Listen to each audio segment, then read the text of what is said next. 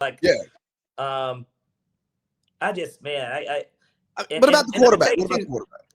and let me tell you too, especially being at a sports book for it, the way that those people in there was a group of guys on the end that they clearly they had money on the Falcons, obviously, but I had my gear on. But it was a lot of people that were just groaning every time. Like every time JJ's getting put on his ass or it's 3 and out or whatever, just a lot of grunting, a lot of grown men that just seemed unsettled because they look like they put their mortgage on JJ McCarthy to win a football game after he just showed you for 3 quarters, like, God, this guy is kind of rough, you know? And then he does have that fourth quarter, but I think that's more indicative of the Bears, which we'll get to them once we go around the league. But yeah, man, just overall, just proud. It was, I can't think of another time where I've had this much confidence going into a game this early in the season with our next opponent, obviously. Same. I wasn't impressed with JJ McCarthy week 1. I know he had the comeback. I wasn't impressed week 2. We got to see what Kevin O'Connell is going to do because he's the quarterback whisperer of the league. But more importantly, what you think about them letting Daniel Jones walk out the door, and we may talk about them for a hot second when we go around the league. Yeah, you let Sam Darnold walk out of the door, who won you 14 games. Granted, he didn't look good at the last 2 games, but he won you 14 games. And now you got JJ McCarthy sitting here not being a professional quarterback. And even going back to his Michigan days, I personally believed in his pedigree as a 5-star quarterback and thought that he was held back by Jim Harbaugh playing winning football. But maybe he's just – I know it's 2 starts, but it's almost like what the Warriors were doing at one point. You're trying to serve 2 gods. You're trying to develop a quarterback and compete at the same time. It doesn't really work that way. Patrick Mahomes, he had his 1 year out, but he came in his first year as an MVP. So yes, you're developing him still, and he's a better quarterback today than he was then, despite the numbers. But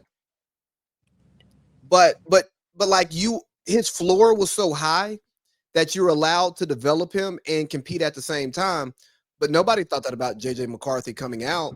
And there's nothing that he's shown us in 2 weeks, which again, Patrick Mahomes showed us this in his rookie year first start, that, we've got something cooking.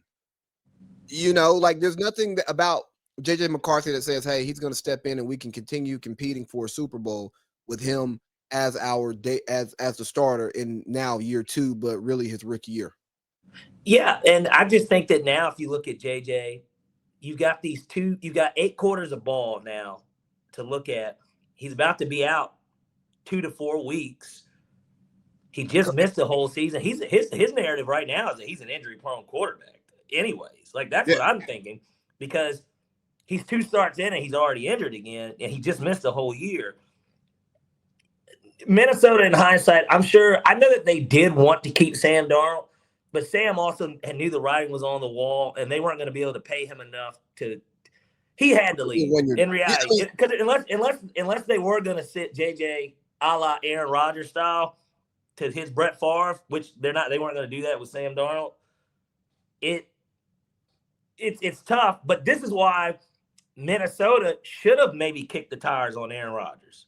Yeah, because for one, it would have, completed the Brett Favre arc. Let's start there. I think that would have just been entertaining in general. The idea that Aaron Rodgers and Brett Favre damn near do the same thing. But 2, you knew that Aaron was only going to play for a year. He would have fit better in O'Connell's offense than Smith's offense, anyways. He would have got to go back to Green Bay. Guys, here's what we're doing. We're going to run the. Yeah. And, it just would have been a little bit better of a fit. And I think that JJ could have used a guy like Aaron Rodgers as, for a true, even though he redshirted his rookie year due to injury, he could have still redshirted again. Yeah. And in worst case, if Aaron Rodgers was garbage, then Aaron gets benched. I mean, they did it for Brett Favre. Brett Favre got benched at the end of his time in Minnesota. They put Christian Ponder in the game. but probably a mistake within itself. But whatever. Some people believed in Christian Ponder. But as we kind of close out this JJ McCarthy piece, because we don't care about breaking down the Vikings, and we get ready to go around the league with it. Wrong one. My bad. But as we get ready to go around the league,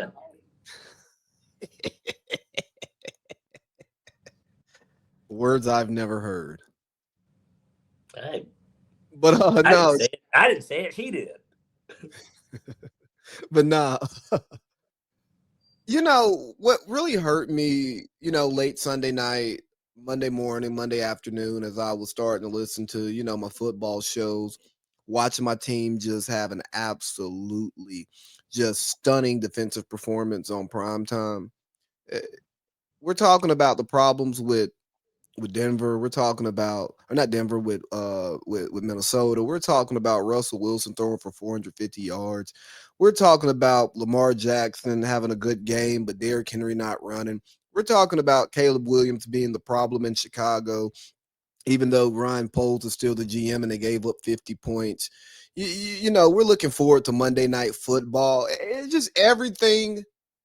But, I mean, we're talking about Shedeur. We got some shows talking about Shedeur Sanders being a backup versus being a scout team quarterback versus being a starter and saying no to Baltimore and then going to Cleveland. We got all these different storylines. Sometimes, and I remember back to our Super Bowl season, it took us forever to get put in people's top 10 in their power rankings. It took them forever for them to start talking about this historic offense that we were watching. And sometimes, can we just get the national media to glaze our team?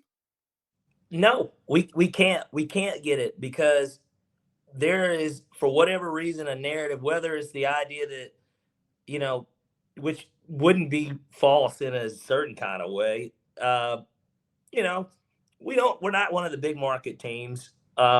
And we're certainly not one of the traditional teams, but I agree with you in a sense of, hold on, is everybody going to act like that wasn't the best defensive performance so far this season out of any team in any game? We've had 2 weeks of every team playing. That was by far the best. And I haven't watched every game, but it was. We know that it was.